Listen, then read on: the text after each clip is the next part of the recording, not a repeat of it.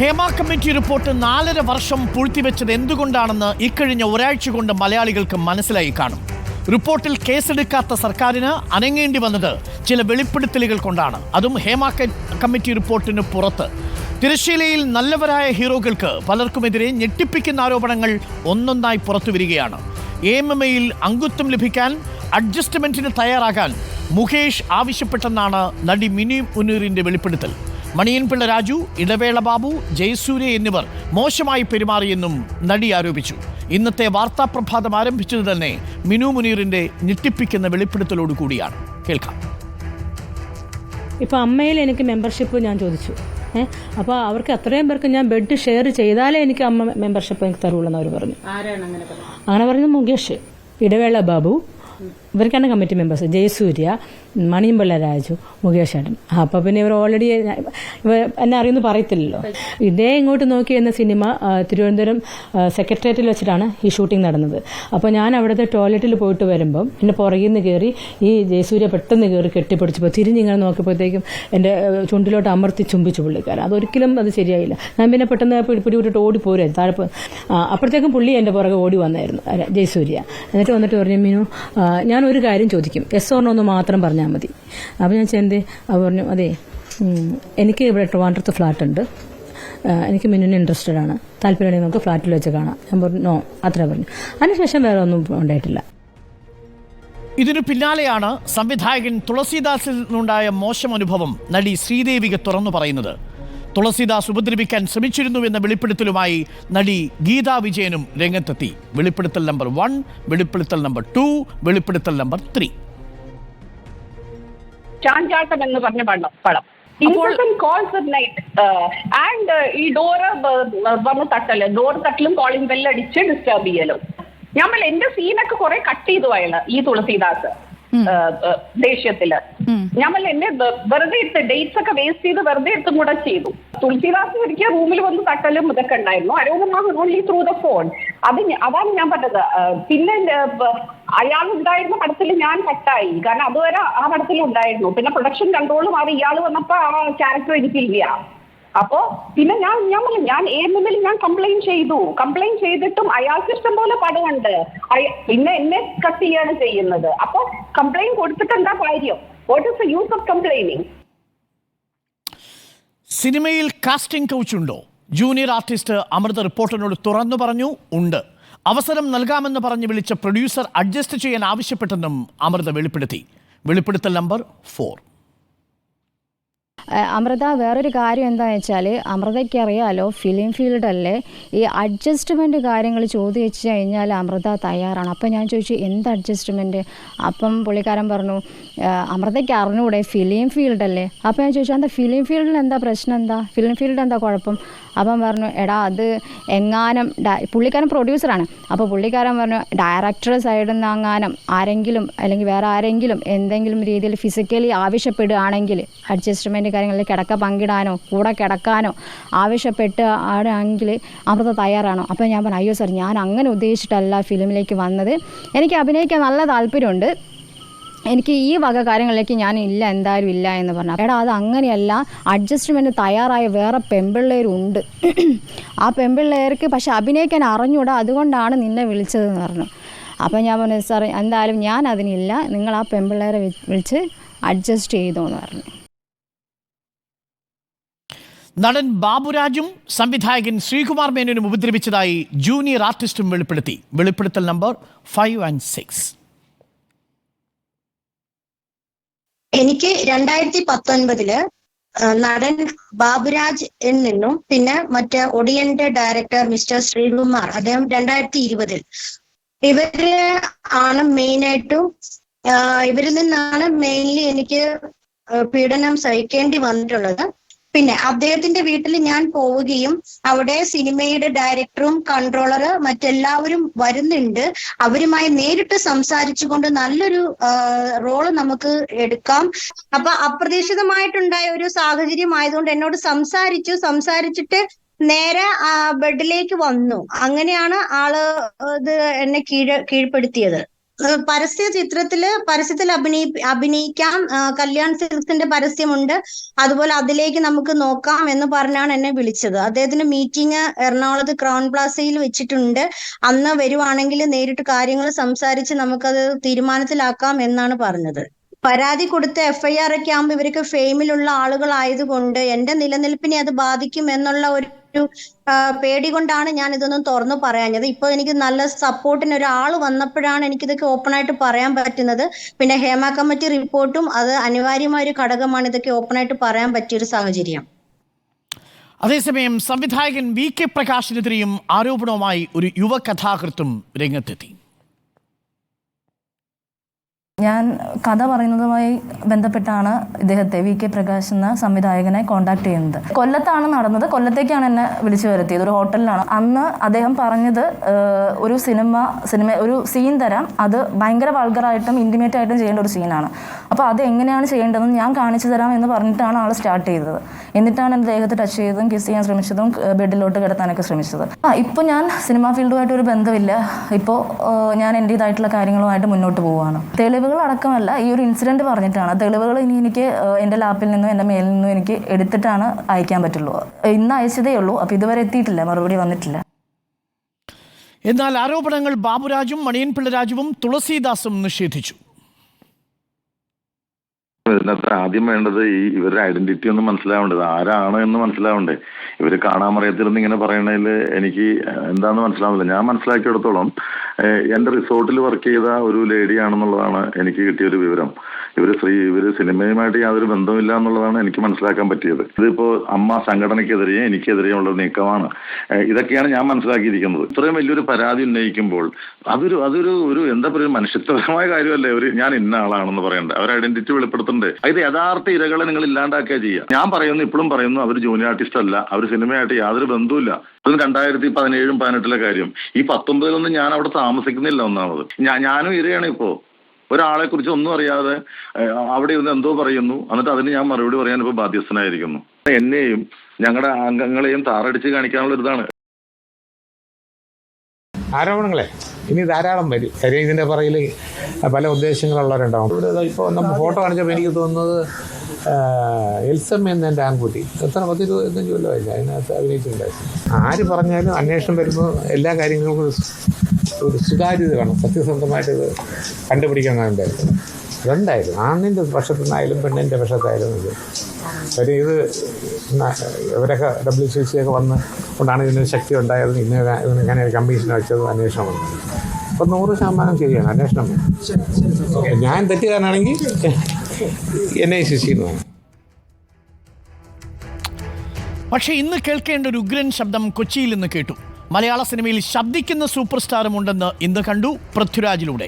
മലയാളത്തിലെ താരരാജാക്കന്മാർ മൗനം തുടരുമ്പോൾ പൃഥ്വിരാജ് ശബ്ദിച്ചു. AMMയ്ക്ക് വീഴ്ച പറ്റി എന്ന് പറയുന്ന പൃഥ്വിരാജ് ഹേമ കമ്മിറ്റി റിപ്പോർട്ടിൽ ഗൗരവമായ അന്വേഷണം വേണമെന്നും ആവശ്യപ്പെട്ടു. പവർ ഗ്രൂപ്പ് സ്വാധീനം തള്ളാതെയുമായിരുന്നു മറുപടി.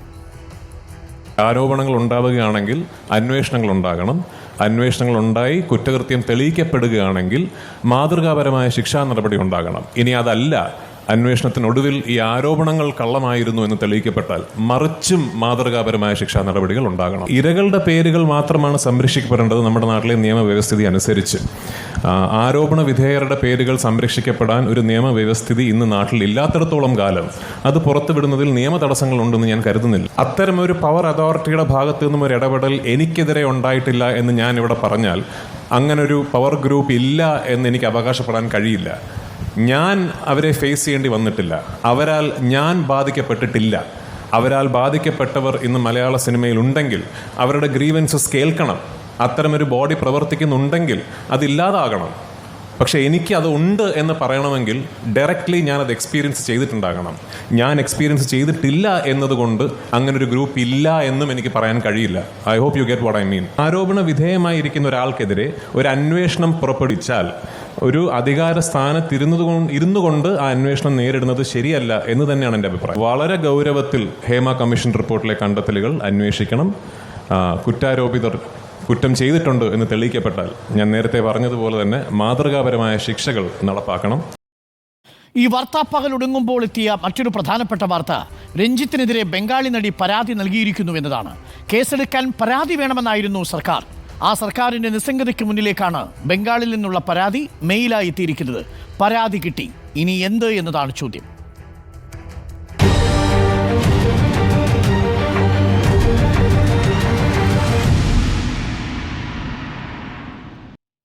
ഇപ്പോൾ വരുന്ന വളരെ പ്രധാനപ്പെട്ട ഒരു വാർത്തയിലേക്ക് കൂടിയാണ്. സംവിധായകൻ VK പ്രകാശിനെതിരെ കൂടുതൽ പ്രതികരണങ്ങൾ വരുന്നു. നേരത്തെ ഒരു കഥാകൃത്തിന്റെ പ്രതികരണം നമ്മൾ കണ്ടു. ആ കഥാകൃത്തിന്റെ പ്രതികരണത്തോടൊപ്പം അതേ വാർത്ത ഷെയർ ചെയ്തുകൊണ്ടാണ് സംവിധായിക ശ്രുതി ശരണ്യം VK പ്രകാശിനെതിരെ രംഗത്ത് വന്നിരിക്കുന്നത്. സമാന അവസ്ഥയിൽ കൂടി കടന്നുപോയി എന്നാണ് റിപ്പോർട്ടർ വാർത്ത പങ്കുവെച്ച് ശ്രുതി ശരണ്യം ഫേസ്ബുക്കിൽ കുറിച്ചത്. അലമീൻ, വളരെ ഗൗരവതരമായ ഒരു പ്രതികരണമാണ് ഇപ്പോൾ ശ്രുതി ശരണ്യത്തിന്റെ ഭാഗത്തുനിന്നുണ്ടായിരിക്കുന്നത്. നമുക്കറിയാവുന്നതുപോലെ ശ്രദ്ധേയമായ സിനിമ നിർമ്മിച്ച് അംഗീകാരം നേടിയ സംവിധായികയാണ് ശ്രുതി ശരണ്യം. ആ ശ്രുതി ശരണ്യം തന്നെ പറയുന്നു, VK പ്രകാശ് എങ്ങനെയാണോ ആ യുവ കഥാകൃത്തിനോട് പെരുമാറിയത്, സമാനമായ രീതിയിൽ തന്നോടും പെരുമാറി. തൻ്റെ സിനിമയിലെ ഒരു രംഗം പോലും VK പ്രകാശ് തനിക്ക് എതിരെ നടത്തിയ നീക്കത്തിൻ്റെ സാക്ഷ്യമാണ് എന്നാണ് ശ്രുതി ശരണ്യം പറയുന്നത്. എത്ര ഗൗരവമേറിയതാണ് ഈ വെളിപ്പെടുത്തൽ?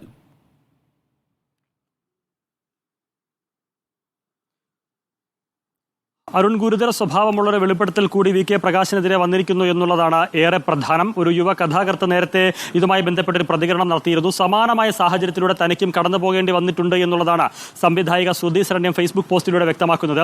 അവർ പറയുന്നത്, അവരുടെ ഒരു സിനിമയുണ്ട് B32-44, അതിലെ 37ാമത്തെ ഒരു സീനുണ്ട്. ആ സീൻ ഒരിക്കലും അവിചാരിതമായ സിനിമയിൽ ഉൾപ്പെടുത്തിയതല്ല എന്നാണ് ശ്രുതി ശരണ്യം പറയുന്നത്. താൻ നേരിട്ട ഒരു അനുഭവം, അതും നേരത്തെ വന്ന വാർത്ത, നമ്മുടെ തന്നെ ഒരു വാർത്ത ഷെയർ ചെയ്തുകൊണ്ടാണ് യുവ കഥാകൃത്ത് പറഞ്ഞതുപോലെ അവർ അനുഭവിച്ച വേദന എന്താണോ, അവർ ഏത് സന്ദർഭത്തിലൂടെയാണ് കടന്നു പോയത്, സമാനമായ സാഹചര്യത്തിലൂടെ തനിക്കും കടന്നു പോകേണ്ടി വന്നിട്ടുണ്ട്. അതേ സാഹചര്യം തന്നെയാണ് സിനിമയിലെ ഒരു സീനായി ഉൾപ്പെടുത്തിയത് എന്ന് വിവരിച്ചുകൊണ്ടാണ് ആ സീൻ അതുപോലെ തന്നെ ഫേസ്ബുക്കിൽ കോപ്പി ചെയ്തിരിക്കുന്നത്. അതായത് ഒരു രംഗം എങ്ങനെ അഭിനയിക്കണമെന്ന് താൻ പഠിപ്പിച്ചു തരാം, താൻ കാണിച്ചു തരാം. അത് ആ രീതിയിൽ അഭിനയിച്ചാൽ മാത്രമേ ഉദ്ദേശിക്കുന്ന രീതിയിലുള്ള ഒരു പ്രതിഫലനം ഉണ്ടാകൂ. ഒരു നടിയിൽ നിന്ന് ഉണ്ടാകേണ്ട തരത്തിലുള്ള ഒരു റിയാക്ഷൻസും ആ തരത്തിലുള്ള ഒരു ഇടപെടലും ആ തരത്തിലുള്ള അഭിനയവും വേണം. അതെങ്ങനെയെന്ന് താൻ കാണിച്ചു തരാം, എൻ്റെ അടുത്തേക്ക് വരൂ എന്ന് പറഞ്ഞ് തൻ്റെ അടുത്തേക്ക് വിളിപ്പിക്കുന്നു. അപ്പോഴൊന്നും ഒരു അസ്വാഭാവികത തോന്നുന്നില്ല. അങ്ങനെ വിളിച്ചിട്ട് ആ രംഗം എങ്ങനെ അഭിനയിക്കണമെന്ന് പഠിപ്പിക്കാനെന്ന വ്യാജേന എന്ന് തന്നെ പറയാം അവരുടെ ശരീരത്തിലേക്ക് കടന്നു പിടിക്കുന്നു, ശരീരത്തിൻ്റെ പല ഭാഗങ്ങളിലേക്ക് കടന്നു പിടിക്കുന്നു. അത് കൈകളിൽ പിടിക്കുന്നു, കഴുത്തിൽ പിടിക്കുന്നു, അങ്ങനെ ശരീരത്തിൻ്റെ പല ഭാഗത്തേക്കും അങ്ങനെ പിടിക്കുകയും അത് ആവർത്തിക്കുകയും ചെയ്യുന്നു.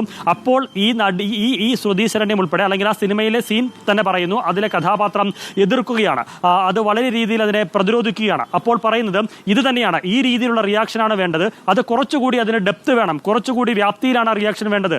അതിന് നമുക്ക് ഒന്നുകൂടി ഞാനത് പഠിപ്പിച്ചു തരാം എന്ന രീതിയിൽ പഠിപ്പിക്കാനെന്ന വ്യാജേന മറ്റു ഉദ്ദേശത്തോടുകൂടി, ലൈംഗിക താല്പര്യത്തോടുകൂടി ശരീരത്തിലേക്ക് കടന്നു പിടിക്കുകയും ആ രീതിയിൽ പെരുമാറുകയും ചെയ്തൊരു സാഹചര്യം ഉണ്ടായി. അത്തരമൊരു സാഹചര്യത്തിലൂടെ തനിക്കും കടന്നു പോകേണ്ടി വന്നിട്ടുണ്ട്.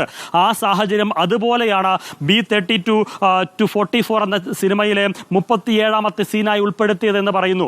എന്ന് മാത്രമല്ല, അങ്ങനെ കടന്നുപോയപ്പോൾ താൻ നേരിട്ട അനുഭവം, തനിക്ക് നേരെ ആ രീതിയിൽ പ്രവർത്തിച്ചത്, അത് ഒരു യുവ കഥാകൃത്ത് പറഞ്ഞത് ആരെക്കുറിച്ചാണോ അതേ ആളിൽ നിന്ന് തന്നെയാണ് ഉണ്ടായത് എന്നുള്ളതാണ് VK പ്രകാശിനെതിരായിട്ടുള്ള ആരോപണമായി ശ്രുതി ശരണ്യം ഫേസ്ബുക്ക് പോസ്റ്റിലൂടെ വ്യക്തമാക്കുന്നത്.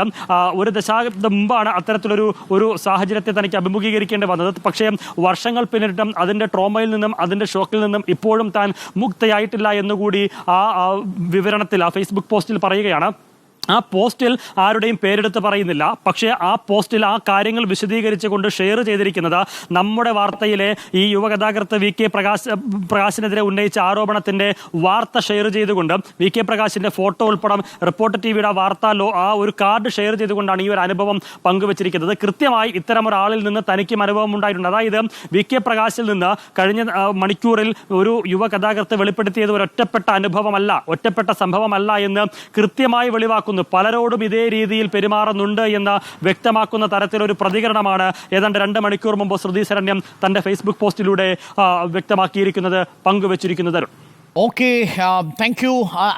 അല്ലമീനാണ് ഇപ്പോൾ ആ വാർത്ത പങ്കുവച്ചിരിക്കുന്നത്. സുധീശ്വരനത്തിൻ്റെ വളരെ ഗൗരവമേറിയ ഒരു വെളിപ്പെടുത്തലാണ് ഇപ്പോൾ വന്നിരിക്കുന്നത്. VK പ്രകാശ് സംവിധായകനെതിരെയാണ് സുധീശ്വരനത്തിൻ്റെ ഈ വെളിപ്പെടുത്തൽ. ഫേസ്ബുക്ക് പോസ്റ്റിലൂടെയാണ് റിപ്പോർട്ടറിൻ്റെ വാർത്ത ഷെയർ ചെയ്തുകൊണ്ട് സമാനമായ സീൻ സമാനമായ വ്യക്തിയിൽ നിന്ന് തനിക്ക് അനുഭവിക്കേണ്ടി വന്നു.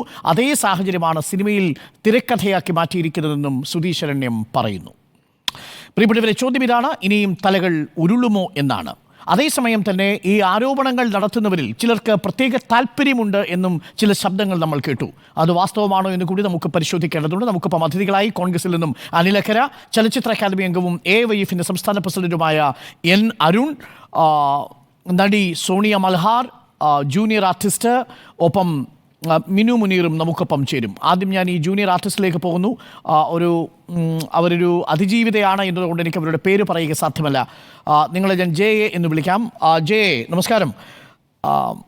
രണ്ട് കാര്യങ്ങൾ ഞാൻ ചോദിച്ചോട്ടെ. തുടക്കത്തിൽ ബാബുരാജ് എന്ന നടനെതിരെയാണ് താങ്കൾ ഒരു വെളിപ്പെടുത്തൽ നടത്തിയത്. ഒരു വെളിപ്പെടുത്തൽ, ഈ ബാബുരാജിൻ്റെ റിസോർട്ടിലെ ജീവനക്കാരിയാണോ താങ്കൾ? കുറച്ച് ശബ്ദം ഒന്ന് ഉയർത്താൻ പറ്റുമോ? കേൾക്കുന്നില്ല ഇവിടെ. കേൾക്കാൻ സാധിക്കുന്നുണ്ടോ? ഇപ്പോൾ എന്നെ കേൾക്കാൻ പറ്റുന്നുണ്ടോ? ഓക്കെ, പറഞ്ഞോളൂ. താങ്കൾ ബാബുരാജിന്റെ റിസോർട്ടിൽ എപ്പോഴെങ്കിലും പണിയെടുത്തിരുന്നോ? ഞാൻ അദ്ദേഹം തന്നെ വെളിപ്പെടുത്തിയ കാര്യമാണ്. ഞാൻ അദ്ദേഹത്തിന്റെ റിസോർട്ടിൽ ജോലി ചെയ്തിട്ടുണ്ട് എന്നുള്ളത് ആയതിനാൽ ഞാനും വെളിപ്പെടുത്തുന്നു. ഞാൻ അദ്ദേഹത്തിന്റെ റിസോർട്ടിൽ ജോലി ചെയ്ത ആളാണ്. താങ്കൾ ഇത് ആദ്യം എന്താണ് വെളിപ്പെടുത്താതിരുന്നത്?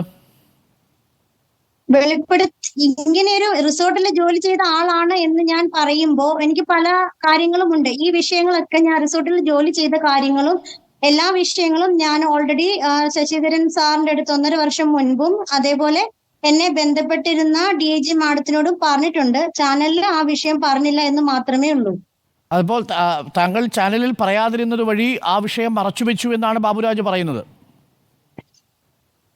ഞാൻ ആ വിഷയം മറച്ചു വെച്ചതിൽ എനിക്കല്ല അതിൽ പ്രശ്നം ഉണ്ടാവുക. കാരണം ഞാൻ അവിടെ ജോലി ചെയ്ത ആളാണ് എന്ന് ഞാൻ മറച്ചു വെക്കുന്നതിൽ എനിക്ക് പ്രശ്നങ്ങളൊന്നും ഉണ്ടാവാനില്ല. അപ്പൊ താങ്കൾ എത്ര കാലം ഈ ബാബുരാജിന്റെ റിസോർട്ടിൽ ജോലി എടുത്തു? ഞാൻ എന്റെ സമൂഹം ശരിയാണെങ്കിൽ 2016-17 സമയത്താണ് ഞാൻ അവിടെ ജോയിൻ ചെയ്യുന്നത്. ആ സമയത്താണോ താങ്കൾക്ക് നേരെ അതിക്രമം ഉണ്ടാവുന്നത്?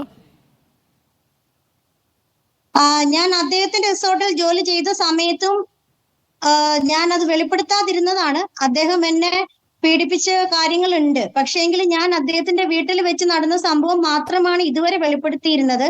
അദ്ദേഹം തുറന്നു പറഞ്ഞ സ്ഥിതിക്ക് എനിക്ക് പറയുന്നതിന് മടിയൊന്നുമില്ല. ആ റിസോർട്ടിൽ ജോലി ചെയ്ത ആളാണ് ഞാൻ. അവിടെ വെച്ചിട്ടും ഞാൻ പീഡനത്തിന് ഇരയായിട്ടുണ്ട്. ഇനി പറയുന്നതിൽ പ്രശ്നമൊന്നുമില്ലല്ലോ. അതായത് താങ്കൾ ബാബുരാജ് എത്ര തവണ താങ്കളെ ചൂഷണം ചെയ്തിട്ടുണ്ടെന്നാണ് താങ്കൾ പറയുന്നത്? ഒന്നിലേറെ തവണ എന്നാണോ? 1 തവണയാണ്. പക്ഷേ ഞാൻ രാവിലെ മുതൽ ഇവിടെ പറഞ്ഞുകൊണ്ടിരുന്ന അദ്ദേഹത്തിന്റെ ആലുവയിൽ വീട്ടിൽ പോയ സംഭവം മാത്രമാണ്. അദ്ദേഹത്തിന് എന്നെ മനസ്സിലായ സ്ഥിതിക്ക് അദ്ദേഹത്തിന് തന്നെ അറിയാവുന്ന കാര്യങ്ങളാണ് ഞാൻ ഈ പറയുന്നത്. താങ്കൾ ആ സമയത്ത് ജോലിക്കാരിയായിരുന്നു, എന്നിട്ടും പീഡനം തുടർന്നതിന് ശേഷവും താങ്കൾ ജോലിയിൽ തുടർന്നു? ഞാൻ 2 തവണ അവിടുന്ന് റിസൈൻ ചെയ്ത ആളാണ്. 2 തവണ റിസൈൻ ചെയ്തോ? അതെ. അവിടുത്തെ ആദ്യം കുറച്ച് പ്രശ്നങ്ങൾ ഉണ്ടായി. ആ സമയത്ത് ഞാൻ ജോലി റിസൈൻ ചെയ്യുകയും അതിനെ തുടർന്ന് 1 മാസം 2 മാസത്തിന് ശേഷം ഇദ്ദേഹം എന്നെ ബന്ധപ്പെടുകയും ഞാൻ പോയതോടെ റിസോർട്ടില് ഫുള്ള് ഫ്ലോപ്പാണ്, ബിസിനസ് ഒന്നും ഉണ്ടാവണില്ല, അത്രമാത്രം ആത്മാർത്ഥമായിട്ട് അവിടെ ജോലി ചെയ്ത ആളാണ്. എന്നിട്ട് പോലെ എനിക്കവിടെ പല പ്രശ്നങ്ങൾ നേരിടേണ്ടി വന്നത് മൂലം ഞാൻ റിസൈൻ ചെയ്തു എന്ന് പറഞ്ഞാൽ ഓൺ ദ സ്പോട്ടില് ഇട്ടിട്ട് പോവാണ് ചെയ്തത്. പിന്നീട് ഇദ്ദേഹം വിളിച്ച് പലതവണ വിളിച്ചു. അങ്ങനെ അതിന് പ്രകാരം ഞാൻ വീണ്ടും ആദ്യഘട്ടത്തിൽ റിസൈൻ ചെയ്തതിന് മുമ്പും താങ്കൾക്കെതിരെ പീഡന ശ്രമം ഉണ്ടായിട്ടുണ്ട്. അങ്ങനെ പീഡിപ്പിച്ച ആളുടെ റിസോർട്ടിലേക്ക് വീണ്ടും താങ്കൾ ജോലിക്ക് പോയോ? വീണ്ടും ജോലിക്ക് പോകേണ്ട സാഹചര്യം വന്നു. എന്നെ സംബന്ധിച്ച് എനിക്ക് ഫുള്ള് കാര്യങ്ങൾ റിവീൽ ചെയ്യാൻ കഴിയില്ല. ചൈൽഡ്ഹുഡ് മുതൽ ഒരുപാട് പ്രശ്നങ്ങൾ നമ്മൾ ചർച്ച ചെയ്തുകൊണ്ടിരിക്കുന്നത് ഹേമ കമ്മിറ്റി റിപ്പോർട്ടിലെ ഗുരുതരമായ, യഥാർത്ഥത്തിൽ ഈ പീഡനം അനുഭവിച്ച ഇരകളുടെ പ്രശ്നങ്ങളാണ്. തീർച്ചയായും അവർക്ക് സാമൂഹിക നീതി നൽകേണ്ടതാണ്. ആ നീതിക്ക് വേണ്ടിയുള്ള പോരാട്ടത്തിലാണ് നമ്മൾ. അതിന്റെ ഭാഗമായിട്ടാണ് താങ്കൾ ഒരു വെളിപ്പെടുത്തൽ നടത്തിയത്. പക്ഷേ വെളിപ്പെടുത്തൽ നടത്തിയപ്പോൾ താങ്കൾ ചില കാര്യങ്ങൾ മറച്ചുവെച്ചു. അതിൽ ഏറ്റവും വിചിത്രമായി തോന്നിയ ഒരു കാര്യം, താങ്കൾ ബാബുരാജിന്റെ റിസോർട്ടിൽ ജോലിക്ക് നിന്ന് ആദ്യഘട്ടത്തിൽ പീഡന ശ്രമം ഉണ്ടായി, അതിനെ തുടർന്ന് താങ്കൾ രാജിവെച്ചു പോയി. അതിനുശേഷം വീണ്ടും അതേ റിസോർട്ടിൽ അതേ ബാബുരാജിനോടൊപ്പം ജോലിക്ക് പ്രവേശിച്ചു. അതെന്താണ് അങ്ങനെ സംഭവിച്ചത്? ഞാൻ ചെന്ന സമയത്തല്ല, അതിനുശേഷം അദ്ദേഹത്തിന്റെ ഒരു ബർത്ത്ഡേ ഫംഗ്ഷൻ ഉണ്ടായിരുന്നു. അതിനുശേഷമാണ് അദ്ദേഹത്തിന്റെ നമ്പർ എനിക്ക് കിട്ടുന്നതും കോണ്ടാക്ട് ചെയ്യുന്നതും ഒക്കെ. ആ സമയത്തൊക്കെ അദ്ദേഹം സംസാരിച്ചെങ്കിൽ ഞാൻ പറഞ്ഞു എന്റെ ജീവിത സാഹചര്യം അതിനൊന്നും ഉതകുന്നതല്ല, ഒരുപാട് വിഷയങ്ങൾ ഉള്ള ഒരു ആളാണ് ഞാൻ. അപ്പൊ അങ്ങനെ കാര്യത്തിൽ എനിക്ക് താല്പര്യമില്ല എന്ന് ഞാൻ തുറന്നു പറഞ്ഞു. അതവിടെ നിൽക്കട്ടെ, അതെന്തായാലും താങ്കൾ കേസ് കൊടുത്തോളൂ. പക്ഷേ അതിനകത്ത് ഈ വൈരുദ്ധ്യമുണ്ടെന്ന് ഞാൻ ചൂണ്ടിക്കാണിക്കുകയാണ്. അതായത് താങ്കളുടെ മൊഴിയിൽ വിശ്വാസ്യതയില്ല എന്ന് സൂചിപ്പിക്കുന്നതാണ് താങ്കൾ ഈ പറഞ്ഞൊരു ഭാഗം. അതവിടെ നിൽക്കട്ടെ. രണ്ടാമത്തെ ഒരു കാര്യം, ഏത് സിനിമയിലാണ് താങ്കൾ അഭിനയിച്ചത്? ഹൂദാശ എന്ന സിനിമയിൽ അദ്ദേഹം തന്നെ എന്നെ വിളിച്ച് ഞാൻ അഭിനയിച്ചിട്ടുണ്ട്. ഏതാണ് സിനിമ? പിന്നെ 3 Days എന്ന് പറയുന്ന ഒരു മൂവി, അത് യൂട്യൂബിൽ നിങ്ങൾക്ക് കാണാൻ കഴിയും. ഓക്കെ. അതേപോലെ നമ്മളുടെ ഫ്ലവേഴ്സ് ചാനലില് ഒരു സീരിയലിൽ ഞാൻ ജൂനിയർ ആർട്ടിസ്റ്റായിട്ട് അഭിനയിച്ചിട്ടുണ്ട്. അതേപോലെ തന്നെ സിനിമയുമായി ബന്ധപ്പെട്ട് ഞാൻ ഈ പറയുന്ന ബാബുരാജ് മാത്രമല്ല, ശ്രീകുമാർ മാത്രമല്ല, ഇടവേള ബാബു ചേട്ടനെ എനിക്ക് പരിചയമുണ്ട്. അതേപോലെ ദിലീഷ് പോത്തൻ സർ, അദ്ദേഹത്തിനെ നേരിട്ട് ഇടവേള ബാബു ഒക്കെ താങ്കൾക്കെതിരെ താങ്കളോട് മോശമായി പെരുമാറിയ ആൾക്കാരാണോ? ഒരിക്കലും ഇല്ല. അവരെയൊന്നും ഞാൻ ഒരിക്കലും ഇതിൽ വലിച്ചഴിക്കില്ല. കാരണം അവരെന്നോട് മോശമായിട്ട് സംസാരിക്കുകയോ ഈ ഇടവേള ബാബു അടക്കമുള്ള താങ്കൾ നേരത്തെ പറഞ്ഞു താങ്കൾ ഇത് വെളിപ്പെടുത്താതിരുന്നതിന്റെ കാരണം ആ വെളിപ്പെടുത്തുന്ന ഘട്ടത്തിൽ ആരും അല്ലെങ്കിൽ ആ സമയത്തൊന്നും താങ്കൾക്ക് ആരും ഒരു പിന്തുണ നൽകിയിരുന്നില്ല. ഇപ്പോൾ താങ്കൾക്ക് ഒരു പിന്തുണ ലഭിച്ചിരിക്കുന്നു, അതുകൊണ്ട് മാത്രമാണ് ഇത് വെളിപ്പെടുത്തുന്നത് എന്നാണ്. ഇടവേള ബാബു ആണോ ആ പിന്തുണ നൽകുന്നത്? സിനിമയിലുള്ള ആരുമല്ല, എന്റെ ഭർത്താവ് തന്നെയാണ് എനിക്ക് ഇതിനൊക്കെ പിന്തുണ തന്നിട്ടുള്ളത്. സിനിമയുമായി ബന്ധപ്പെട്ട് അദ്ദേഹം പറയുന്നുണ്ട് എന്റെ അക്കൗണ്ട് ചെക്ക് ചെയ്യണം, ബാങ്ക് അക്കൗണ്ട് ആരോ എന്നെ സ്വാധീനിച്ചതാണ്, ഒക്കെ നിങ്ങൾ ചെയ്തോളൂ, എനിക്ക് യാതൊരു പ്രശ്നങ്ങളുമില്ല. പിന്നെ ഞാൻ പറഞ്ഞതില് വിരുദ്ധതയുണ്ട് എന്ന് ഞാൻ സമ്മതിക്കുന്നുണ്ട്. പക്ഷേ അത് നിങ്ങൾക്ക് സംശയമാസ്പദമായി തോന്നിയാൽ പോലും 1.5 വർഷം മുൻപ് ഞാൻ റിസോർട്ടിൽ ജോലി ഞങ്ങൾക്ക് സംശയമുണ്ട് എന്നുള്ളതല്ല, അത് വസ്തുതയായി നമ്മുടെ മുന്നിൽ നിൽക്കുന്നതാണ്. പക്ഷെ അതൊന്നും നിങ്ങളുടെ പരാതിയെ ബാധിക്കുന്ന വിഷയങ്ങളല്ല. അതൊക്കെ തെളിവുകൾ നിങ്ങൾ കണ്ടെത്തുമ്പോൾ മുറയ്ക്ക് വെളിവാക്കപ്പെടേണ്ട കാര്യങ്ങളാണ്. എൻ്റെ ഒരു സംശയം ഇതാണ്, നിങ്ങളെ ആദ്യം ബാബുരാജ് ഈ പീഡിപ്പിക്കാൻ ശ്രമിക്കുന്നു എന്ന് പറയുന്നത് സിനിമയിൽ വരുന്നതിന് മുൻപ് അദ്ദേഹത്തിൻ്റെ റിസോർട്ടിൽ ജീവനക്കാരിയായി ഇരിക്കുമ്പോഴാണ്. അത് ആദ്യഘട്ടത്തിൽ പീഡിപ്പിക്കുന്നു, രാജിവെക്കുന്നു, വീണ്ടും അദ്ദേഹത്തിന്റെ റിസോർട്ടിൽ ജോയിൻ ചെയ്യുന്നു, പീഡിപ്പിക്കുന്നു, രാജിവെക്കുന്നു, പിന്നീട് വീണ്ടും സിനിമയിലേക്ക് പോകുന്നു. ഇതാണ് ആ വൈരുദ്ധ്യം എന്ന് പറയുന്നത്. അതായത് പീഡനത്തെ തുടർന്നല്ല, അവിടെ മറ്റൊരു വിഷയവുമായി ബന്ധപ്പെട്ടാണ് ഞാൻ അവിടുന്ന് പോകുന്നത്. സാറിന് അദ്ദേഹത്തിന് അറിയുന്ന കാര്യമാണ്. പക്ഷേ ആദ്യഘട്ടത്തിൽ രാജിവെക്കുമ്പോൾ അദ്ദേഹം പീഡിപ്പിക്കാൻ ശ്രമിച്ചിരുന്നില്ലേ? പറയട്ടെ, അദ്ദേഹത്തിന്റെ മകനുമായിട്ടുണ്ടായ ഒരു പ്രശ്നത്തിന്റെ പേരിൽ, അദ്ദേഹത്തിന്റെ മാനേജറുമായി ഉണ്ടായ ഒരു വിഷയത്തിന്റെ പേരിൽ, അതായത് ആ റിസോർട്ടിൽ നടക്കുന്ന പല സംഗതികളും ഓണർ അറിയാതെ അവിടുത്തെ സ്റ്റാഫുകളുമായിട്ടുണ്ടായ വിഷയങ്ങൾ ഞാൻ പുറത്തു കൊണ്ടുവരികയും സ്റ്റാഫുകൾ എല്ലാവരും കൂടി എനിക്കെതിരെ ഒരു പ്രശ്നം ഉണ്ടാക്കുകയും അത് ബാബുരാജിനെ അറിയിക്കുകയും അങ്ങനെയുള്ള ഒരു വിഷയത്തിന്റെ പേരിലാണ് വ്യക്തിപരമായിട്ടുള്ള വിഷയമാണ്. അത് നമ്മൾ എന്തായാലും പൊതുമധ്യത്തിൽ എത്തേണ്ടതില്ല. എന്തായാലും താങ്കളുടെ വെളിപ്പെടുത്തലിലെ ഒരു സംശയം എന്താണ് ബാബുരാജ് ഉന്നയിച്ചത് ഞാൻ താങ്കളോട് ചോദിച്ചുവെന്നേ ഉള്ളൂ. ഒരു കാര്യം കൂടി, ഈ നടൻ സിദ്ദിഖ് അടക്കമുള്ളവർ, മണിയൻപിള്ള രാജു അടക്കമുള്ളവർ, മുകേഷ് അടക്കമുള്ളവരൊക്കെ ഇങ്ങനെ ഇത്തരം പ്രവൃത്തികൾ ചെയ്തു എന്ന് കേൾക്കുമ്പോൾ താങ്കൾക്കൊരു ഞെട്ടൽ ഉണ്ടാവുന്നുണ്ടോ? എനിക്ക് ഒരു ഞെട്ടലും ഇല്ല, യാതൊരു ഞെട്ടലും ഇല്ല. അവരൊക്കെ ചെയ്തേക്കാം, അവരൊക്കെ എങ്ങനെ ചെയ്തേക്കാം എന്നൊരു തോന്നലാണോ താങ്കൾക്ക്? അവരെ പേഴ്സണലി ഞാൻ അറിയുന്ന ഒരാളല്ല, സിനിമ കണ്ട് പരിചയം മാത്രമേ ഉള്ളൂ. എന്നാൽ സിനിമാ മേഖലയെ പറ്റിയുള്ള ഒരു മുൻവിധി എന്ന നിലയ്ക്ക്, അതിൽ നിന്നും ഞാൻ അനുഭവിച്ച എനിക്ക് മനസ്സിലായ കാര്യങ്ങൾ എന്ന നിലയ്ക്ക് എനിക്ക് അതിൽ ഞെട്ടലില്ല. എന്ന് വെച്ചാൽ ഇതൊക്കെ സ്വാഭാവികമാണ് അവിടെ. അതെ. Okay, thank you. ഞാൻ ആ സംശയം ഒന്ന് ദൂരീകരിക്കാനാണ് താങ്കളെ ക്ഷണിച്ചത്. താങ്കളത് വ്യക്തമായി വിശദീകരിച്ചിട്ടുണ്ട്. നമുക്കിപ്പം സോണിയ മൽഹാർ കൂടിയുണ്ട്. സോണിയ മൽഹാർ, ഞാനൊരു ചിത്രം കാണിക്കാം. സോണിയ മൽഹാറിനെ, ആ ദൃശ്യം പ്രേക്ഷകർക്ക് കൂടി കാണാം. കാരണം നിങ്ങളുടെ മൊഴികളിൽ എത്രത്തോളം വിശ്വാസ്യതയുണ്ട് എന്നത് നമുക്ക് ഓഡിറ്റ് ചെയ്യാൻ കഴിയില്ലെങ്കിലും ചിലർ സംശയം പ്രകടിപ്പിച്ച സാഹചര്യത്തിലാണ് ഞാൻ സോണിയയോട് ഈ ചോദ്യം ചോദിക്കുന്നത്. സോണിയ, ദൃശ്യം പ്രേക്ഷകർക്ക് കാണിക്കാമെന്ന് തോന്നുന്നു. സോണിയ മൽഹാറും ദിലീപും കൂടി ഇരിക്കുന്ന ഒരു ദൃശ്യമാണ്. ദിലീപിനെ സപ്പോർട്ട് ചെയ്തുകൊണ്ടുള്ള ഒരു പോസ്റ്റ് താങ്കൾ ഇട്ടിരുന്നു അല്ലേ?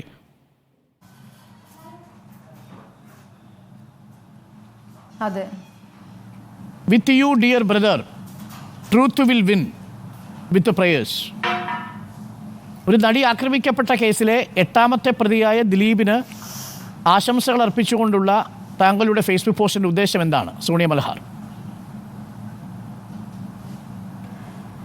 അത് എനിക്ക് നേരിട്ടറിയുന്ന ദിലീപ് എന്ന് പറയുന്ന വ്യക്തി ഈ സമയം വരെയും ഞാൻ വിശ്വസിക്കുന്നില്ല അങ്ങനെ ഒരു ക്രൂരത ചെയ്യാൻ വേണ്ടി മാത്രം വിഡ്ഢിയാണെന്ന്. നമ്മളിപ്പം എന്ത് വൈരാഗ്യ ബുദ്ധി ആർക്കുണ്ടെങ്കിലും സ്വന്തം കരിയർ നശിപ്പിച്ചിട്ടുണ്ട്. കാരണം പുള്ളിക്കാരൻ കത്തി നിൽക്കുന്ന സമയമാണല്ലോ ഈ സിനിമയിൽ. അപ്പോൾ ഇത്രയും അയാൾ കഷ്ടപ്പെട്ട ആൾ ഒരുപാട് ഡ്രോബാക്സ് മനുഷ്യന്മാർക്കുണ്ടാവും, അയാൾക്കും ഉണ്ടാവും. ഞാൻ അതിലേക്ക് കടക്കുന്നില്ല. പക്ഷേ ഈ പറയുന്ന പ്രസ്തുത സാധനം നടി ആക്രമിക്കപ്പെട്ടു എന്നത് സത്യം തന്നെയാണ്. അത് ചെയ്തവൻ ആരായാലും ശിക്ഷിക്കപ്പെടണം. പക്ഷേ അത് ഇത്രയും വലിയൊരു നടൻ, അത് എട്ടും പൊട്ടും തിരിയാത്തൊരു ഡ്രൈവറെ കൊണ്ടുപോയി ഇത്രയും ഒരു കാര്യങ്ങൾ ചെയ്തിട്ട് സ്വന്തം കരിയർ നശിപ്പിച്ച് സ്വന്തം പണവും പദവിയും നശിപ്പിച്ചിട്ട് അങ്ങനെ തട്ടിക്കളയണമെങ്കിൽ എന്തെങ്കിലും കാര്യങ്ങൾ ഇങ്ങനത്തെ വൃത്തിയോട് ചെയ്യണമെങ്കിലും ഒക്കെ ഇവരൊക്കെ എവിടെയെല്ലാം ഇവർ അന്തർദേശീയ യാത്രകൾ നടത്തുന്ന ആൾക്കാരാണ്. എവിടെ വെച്ചല്ല എന്തെല്ലാം ചെയ്യാം. ഒരു മനുഷ്യരും നമ്മൾ പോലും അറിയാത്ത രീതിയിൽ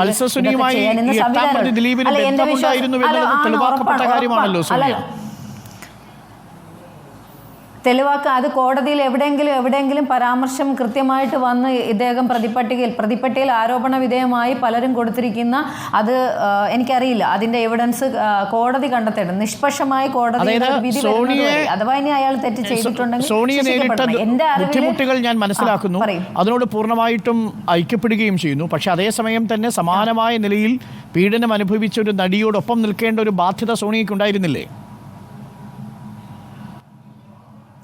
ഉറപ്പായിട്ടും ഞാൻ ആ കുട്ടിക്കൊപ്പം തന്നെയാണ്. അതിജീവിതയായിട്ടുള്ള അത് എനിക്ക് വേണ്ടപ്പെട്ട ആൾ തന്നെയാണ് ആ കുട്ടിയും. ഒരിക്കലും അവരെ ഒരു തരത്തിലും അവർക്കുണ്ടായ അപമാനത്തെ കുറച്ച് കാണുന്നില്ല. അതിനാരായാലും അവന് നന്നായിട്ട് ഏറ്റവും കൂടുതൽ ക്രൂരമായിട്ട് ശിക്ഷിക്കപ്പെടണമെന്ന് ആഗ്രഹിക്കുന്ന ഒരാളാണ്. കാരണം ഒരു പെൺകുട്ടിക്കും അങ്ങനെ ഒരു വിധി വരാൻ പാടില്ല.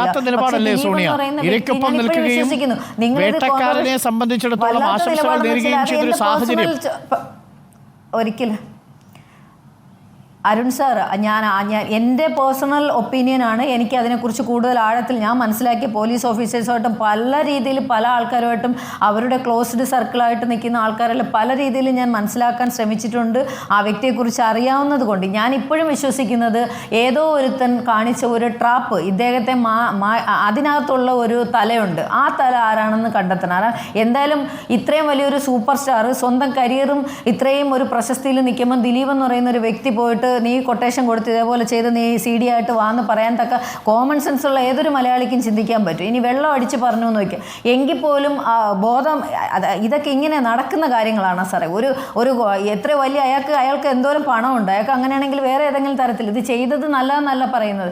ചെയ്യാനാണെങ്കിൽ അയാളാണ് ചെയ്തെങ്കിൽ ഇതൊന്നും ഒരു നൂലാമാലകൾ ഇല്ലാത്ത ചെയ്യാൻ പറ്റുന്ന ആളുകളല്ലേ ഇവരൊക്കെ. അപ്പോൾ സ്വന്തം കരിയറും ജീവിതം നശിപ്പിച്ചുകൊണ്ട് ഒരു പെൺകുട്ടി, അവർ തമ്മിൽ വ്യക്തിവൈരാഗ്യങ്ങൾ പലതും ഉണ്ടാവാം, പല പ്രശ്നങ്ങളും ഉണ്ടാവാം. ചിലപ്പോൾ അവർ തമ്മിൽ ഫൈറ്റുകൾ ഉണ്ടായിരുന്നിരിക്കാം.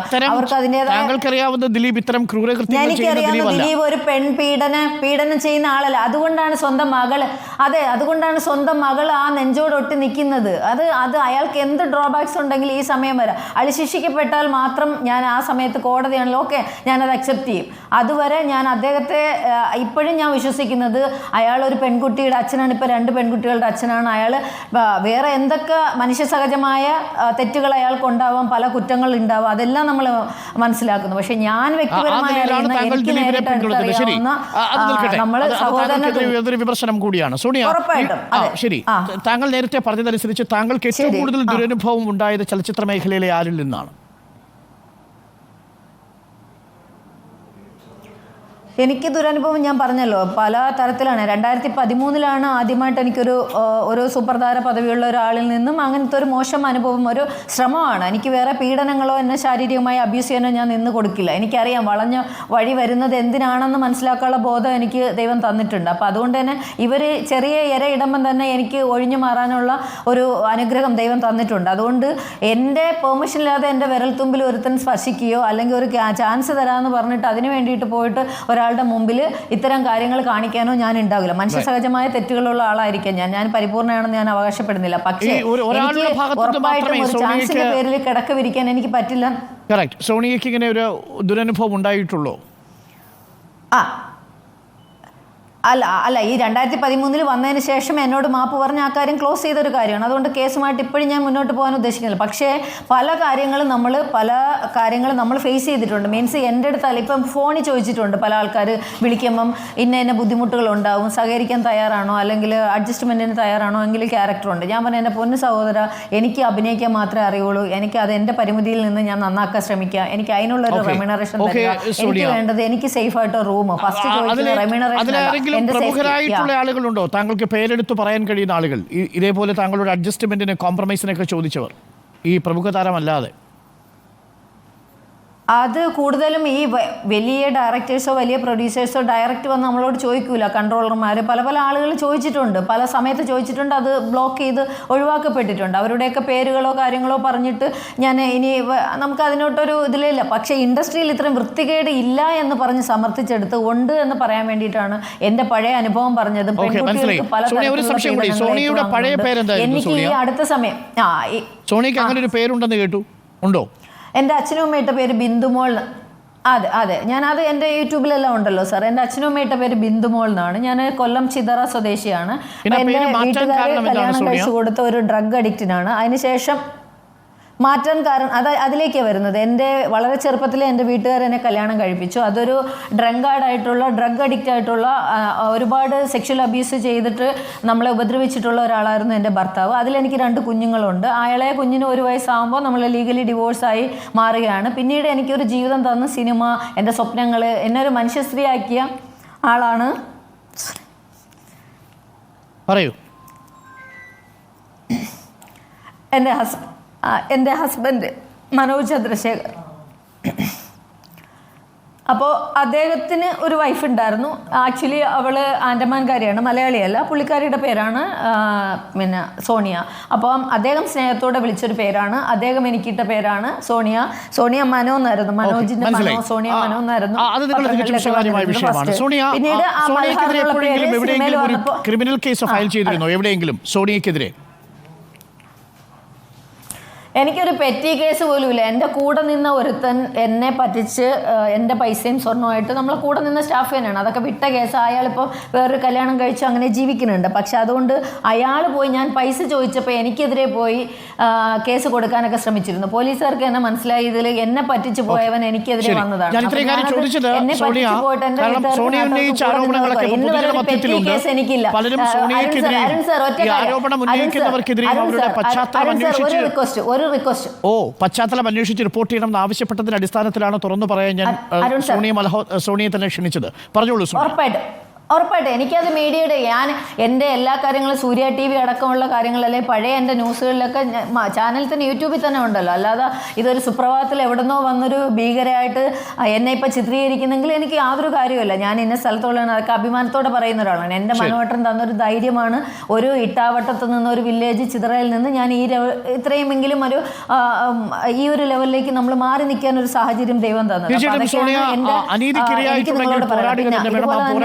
അടക്കമുള്ള എല്ലാവരും ഉണ്ടാവും. പക്ഷേ അത് ജനങ്ങളെ ബോധ്യപ്പെടുത്തുക എന്ന ഉത്തരവാദിത്വം കൂടി ഉള്ളതുകൊണ്ട് ചോദിച്ചു എന്ന് മാത്രം. Thank you Sonia.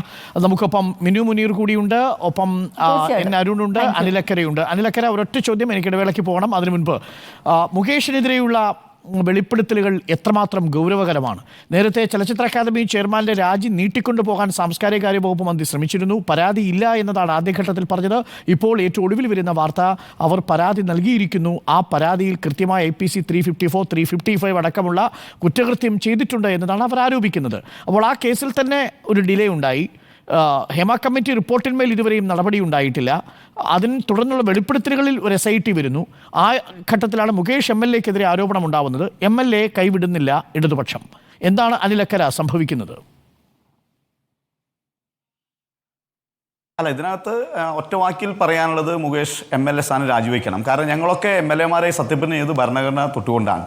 ഭരണഘടനയെ സത്യം ചെയ്ത് പിന്നെ MLA-മാരായ പിന്നെ ജനപ്രതിനിധികൾ ആ ഭരണഘടനയ്ക്ക് അകത്ത് വളരെ പ്രധാനപ്പെട്ട കാര്യം എഴുതി വെച്ചുള്ളത് സ്ത്രീകളുടെ സുരക്ഷിതത്വമാണ്.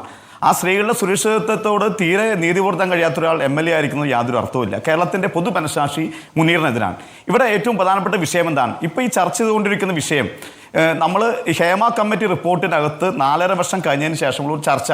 ഇവരൊക്കെ ഹേമ കമ്മിറ്റി റിപ്പോർട്ടിൽ മൊഴി കൊടുത്ത ആളുകളാണെന്ന് എനിക്കറിയില്ല. പക്ഷേ വളരെ ഗുരുതരമായ ആരോപണങ്ങൾ ഹേമ കമ്മിറ്റി റിപ്പോർട്ടിനകത്ത് ഉന്നതരായ ആളുകൾക്കെതിരെ വരികയും ആ 4.5 വർഷക്കാലം എടുത്ത് അത് സെറ്റിൽ ചെയ്യാൻ ശ്രമിച്ച ഒരു കാലഘട്ടം നമ്മുടെ മുന്നിലുണ്ട്. അപ്പോൾ ആ കാലഘട്ടം വീണ്ടും തിരിച്ച് ആ ഹേമ കമ്മിറ്റി റിപ്പോർട്ട് തുറക്കുമ്പോഴുണ്ടാകുന്ന ആ വലിയ ഭൂതം അത് സർക്കാരിൻ്റെ തന്നെ നിലനിൽപ്പിനെ ബാധിക്കുന്നു എന്നുള്ളതുകൊണ്ടാണ് ആ റിപ്പോർട്ട് പൂഴ്ത്തിവെച്ചതും ആ റിപ്പോർട്ടിനെതിരായുള്ള നടപടികൾ സ്വീകരിക്കാതെ മറ്റു വിഷയങ്ങളിലേക്ക് ഇത് മാറി ചലിച്ചുകൊണ്ടിരിക്കുന്നത്. അപ്പോൾ ഇതിനകത്ത് സർക്കാർ ചെയ്യേണ്ടത് എന്തായിരുന്നു? അന്ന് തന്നെ ഇതിനുവേണ്ടി പ്രത്യേകമായ അന്വേഷണ സംഘത്തെ വെക്കുക വെച്ചാൽ അന്ന് FIRകൾ ഇടാൻ വേണ്ടിയുള്ള ഹൗസ് ഓഫീസർമാരെയാണ് നിയമിക്കേണ്ടത്. അതുപോലെ തന്നെ ഇരകളുടെ താല്പര്യത്തിനനുസരിച്ച് അവർക്ക് വിശ്വാസമുള്ള പ്രോസിക്യൂട്ടർമാരെയാണ് നിയമിക്കേണ്ടത്. ഈ കേസുകളെല്ലാം വാദിക്കാനുള്ള ഒരു സ്പെഷ്യൽ കോടതി സർക്കാർ അന്ന് തന്നെ നിയമിക്കണമായിരുന്നു. അങ്ങനെ ആ കേസിനകത്തെ മുഴുവൻ ആളുകളെയും ശിക്ഷിക്കാനുള്ള നടപടി സ്വീകരിക്കുന്നതിന് പകരം ഒരു സെറ്റിൽമെന്റിലേക്ക് ഹേമ കമ്മിറ്റിയുമായി ബന്ധപ്പെട്ട വിഷയങ്ങൾ സെറ്റിൽ ചെയ്യാനെടുത്ത 4.5 വർഷക്കാലത്തിന് ശേഷം ആ റിപ്പോർട്ടുമായി ബന്ധപ്പെട്ട് ഇവിടെ ചർച്ച നടത്തുമ്പോൾ പുതിയ ആരോപണങ്ങളാണ് ഡോക്ടർ അരുൺ നമ്മുടെ മുന്നിലേക്ക് വരുന്നത്. പക്ഷേ നമ്മൾ തിരിച്ച് ഹേമ കമ്മിറ്റിയിലേക്ക് പോകുമ്പോൾ ഭരണഘടനയിൽ അനിശ്ചിതമായ സുരക്ഷിതത്വവും അതുപോലെ തന്നെ നേരത്തെ പറഞ്ഞ സ്ത്രീ പീഡന നിയമങ്ങളും ഒക്കെ വരുന്ന സാഹചര്യത്തിൽ അതൊന്നും സെറ്റിൽമെന്റ് ഭാഗമാക്കാൻ കഴിയില്ല എന്ന് സുപ്രീം കോടതി പറഞ്ഞ ഈ സാഹചര്യത്തിൽ സെറ്റിൽമെന്റ് ഒക്കെ പൊളിഞ്ഞു വീഴുന്ന ഒരു സാഹചര്യമുണ്ട്. അതാണ് ഈ ഗവൺമെന്റ് അലട്ടുന്ന ഏറ്റവും പ്രധാനപ്പെട്ട പ്രശ്നം. അതിൽ മുകേഷ് ഉൾപ്പെടെയുള്ള ആളുകൾക്ക് രാജിവെക്കേണ്ടി വരുന്ന സാഹചര്യം കേരളത്തിലുണ്ടാകും. വളരെ പ്രധാനപ്പെട്ട കാര്യമാണ്. ഞാൻ മറ്റതിഥി ഇനിയും തലകൾ ഉരുളുമോ എന്നാണ് ചോദ്യം. നമുക്കൊപ്പം അനിലക്കര, കോൺഗ്രസ് പ്രതിനിധി, എന്നൊരു ചലച്ചിത്ര അക്കാദമി അംഗവും AYFന്റെ സംസ്ഥാന പ്രസിഡന്റും, ഒപ്പം മീനു മുനീറുമുണ്ട്. മീനു മുനീർ, നമ്മൾ ഇന്ന് രാവിലെ അധിക നേരം സംസാരിച്ചു, വലിയ പ്രതികരണങ്ങൾ വന്നു, അതിൻ്റെ ഇമ്പാക്റ്റ് വളരെ വലുതാണ്. ഇപ്പോൾ പ്രതിപക്ഷം തെരുവിലാണ്, നടനും MLAയുമായ മുകേഷിൻ്റെ രാജി ആവശ്യപ്പെട്ടുകൊണ്ട്. മീനു മുനീർ, താങ്കൾ നിയമ നടപടിയിലേക്ക് പോകുമെന്നാണ് പറഞ്ഞത്. നടപടിക്രമങ്ങളിലേക്ക് കടന്നു. രഞ്ജിത്തിൻ്റെ അതിക്രമത്തിന്മേൽ ബംഗാളി നടി പരാതി നൽകിക്കഴിഞ്ഞു. താങ്കൾ എപ്പോഴാണ് പരാതി നൽകുക? നിയമ നടപടികളിലേക്ക് പോകുമെന്ന് പറഞ്ഞ നിലപാടിൽ തന്നെയാണോ ഇപ്പോഴും? തീർച്ചയായിട്ടും അടുത്ത നാളെ പറ്റുമെങ്കിൽ നാളെ തന്നെ ഞാൻ ഇത് പരാതി കൊടുക്കുന്നതായിരിക്കും. നടൻ മുകേഷ് MLA എന്ന നിലയിൽ തുടരുന്നതിനെ കുറിച്ച് താങ്കളുടെ അഭിപ്രായം എന്താണ്? എൻ്റെ അഭിപ്രായം എന്ന് വെച്ചാൽ, നാട് നന്നാക്കാൻ കഴിവില്ലാത്തവൻ എങ്ങനെ വീട് നന്നാക്കാൻ കഴിവില്ലാത്ത ഒരാളെ എങ്ങനെ നാട് നന്നാക്കും? ഇദ്ദേഹം വീട്ടിലും ഒരു ഫെയിലർ ആയിരുന്നു, അദ്ദേഹത്തിന്റെ കുടുംബത്തിൽ ഫെയിലർ ആയിരുന്നു.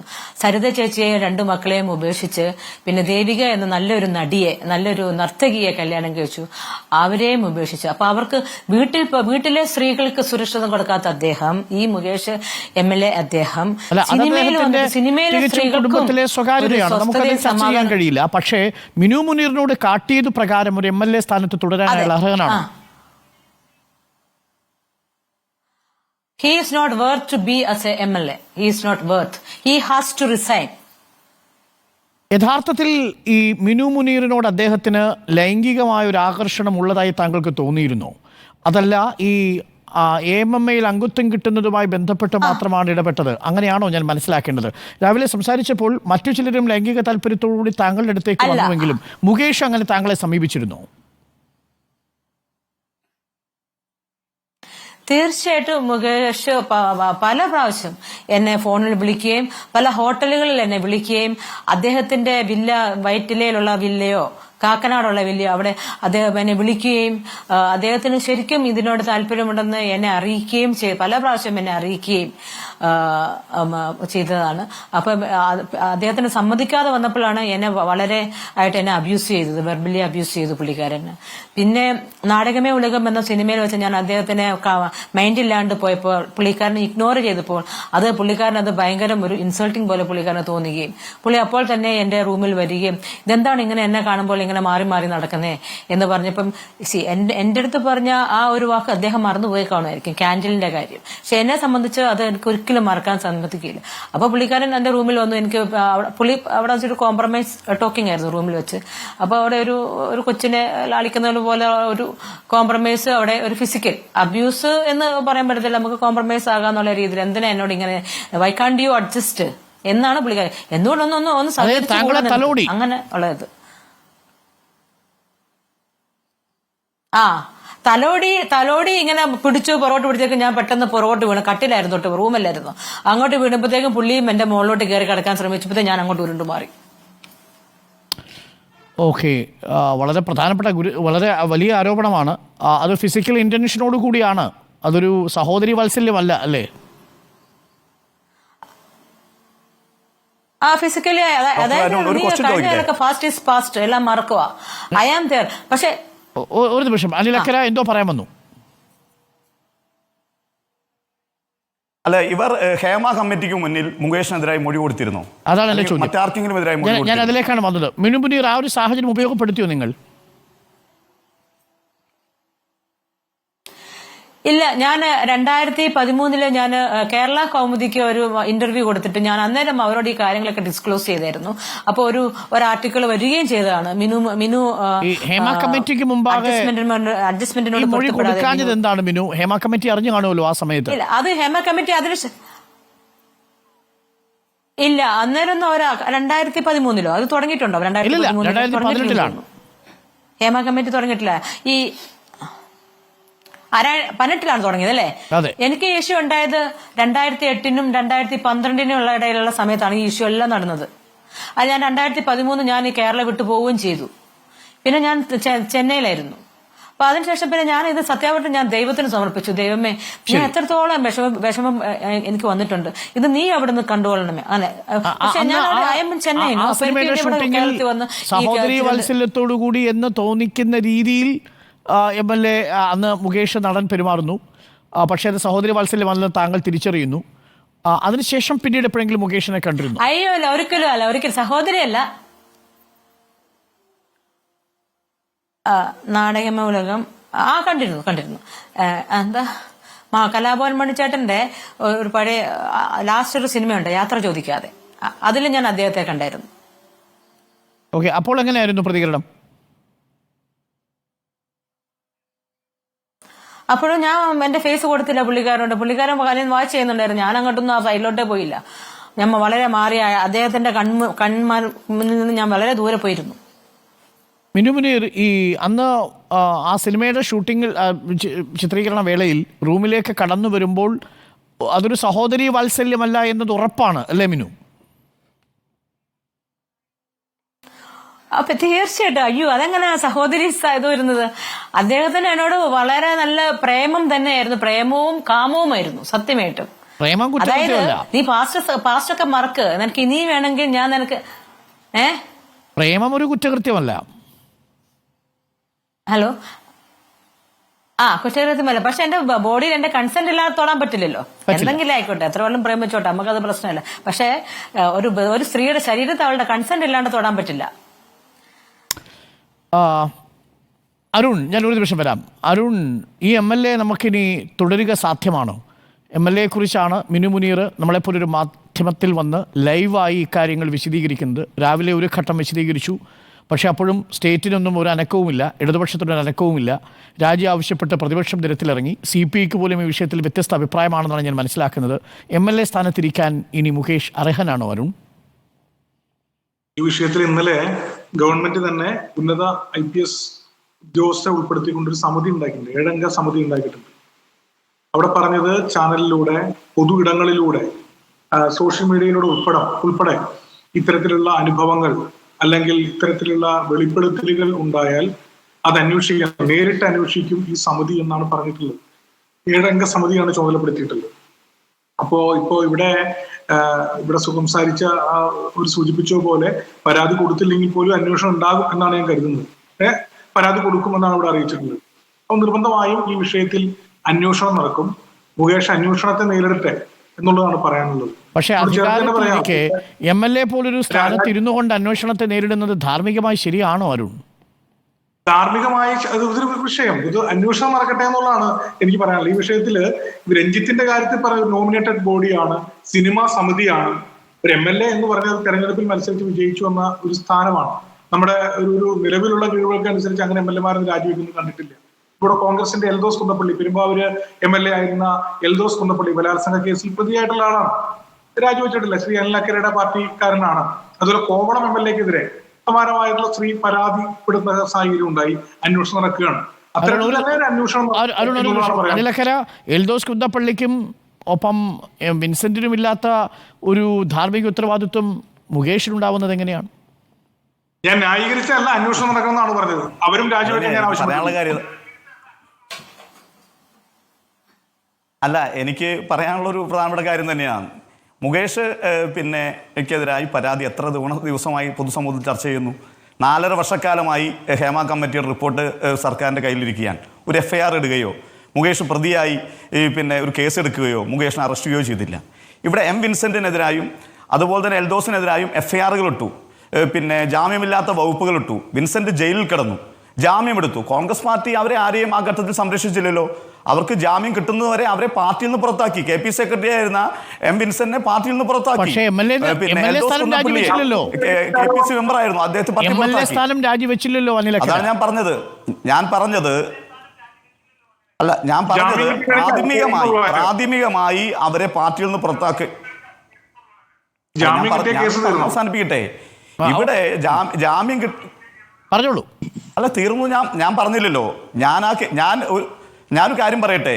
2016 കേരള നിയമസഭയിലെ ആദ്യ പിണറായി സർക്കാരിൻ്റെ ഗവൺമെൻറ് വന്ന ഉടനെ സ്ത്രീകൾക്കെതിരായുള്ള അതിക്രമങ്ങൾക്കെതിരെ അടിയന്തര പ്രമേയം അവതരിപ്പിച്ച അന്നത്തെ ഒരു MLA ആണ് ഞാൻ. വടക്കാഞ്ചേരി സ്ത്രീ പീഡനവുമായി ബന്ധപ്പെട്ട് ആ കേസ് അന്വേഷിക്കുകയും അത് ഒത്തുതീർപ്പാക്കാൻ മുൻകൈ എടുത്ത ആളാണ് ഇന്ന് ഈ കമ്മിറ്റിയിൽ താങ്കൾ പറഞ്ഞ കമ്മിറ്റിക്കകത്തുള്ളത്. എനിക്ക് ഈ വിഷയങ്ങളൊക്കെ കൃത്യമായ നിലപാടുകളുണ്ട്. ഞാൻ പറയേണ്ട വേദികളിൽ അത് കൃത്യമായി പറഞ്ഞിട്ടുമുണ്ട്. അതിനകത്ത് ഒരു മാറ്റവും ഇതുമായി ബന്ധപ്പെട്ടില്ല. ഇവിടെ വിൻസെന്റെ കാര്യത്തിൽ ഈ ഗവൺമെന്റ് കേസെടുത്തു, അദ്ദേഹത്തെ ജയിലിലിട്ടു. എൽദോസ് കുന്നപ്പള്ളിയുടെ കാര്യത്തിൽ കേസെടുത്തു, അദ്ദേഹത്തെ അറസ്റ്റ് ചെയ്യാൻ നോക്കി, അദ്ദേഹത്തെ മുൻകൂർ ജാമ്യം ഇത്ര ബഹളം വെച്ച് തെരുവിലേക്ക് ഇറങ്ങുന്നത്? വിൻസെന്റിന്റെ കാര്യത്തിലും എൽദോസ് കുന്നപ്പള്ളിയുടെ കാര്യത്തിലും സംഭവിച്ചതുപോലെ കേസെടുക്കട്ടെ, ജയിലിൽ ഇടട്ടെ, ജാമ്യം കൊടുക്കാതിരിക്കട്ടെ, അതിനുശേഷം നമുക്ക് രാജി ചോദിക്കാം. അതല്ലേ മാന്യത? അല്ല, ഇതിനകത്ത് FIR പോലും ഇട്ടിട്ടില്ല. ഇതിനകത്ത് വളരെ ഗുരുതരമായ